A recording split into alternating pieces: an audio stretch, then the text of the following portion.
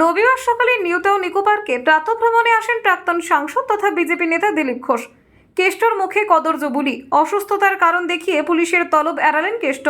বিকেল হতেই গেলেন পার্টি অফিসে। আজ হাজিরা দেবেন কেষ্ট। প্রধানমন্ত্রীর পর এবার অমিত শাহ রাজ্য সফরে আমন্ত্রণ পেলেন না দিলীপ ঘোষ।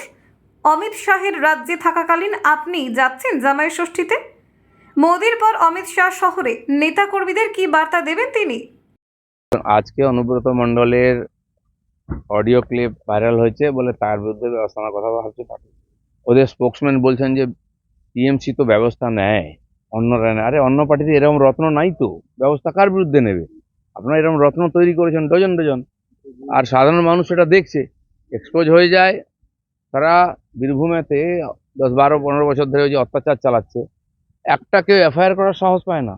আর যে পুলিশকে যে ভাষায় কথা বলছে, পুলিশ তার বিরুদ্ধে এফআইআর নেবে?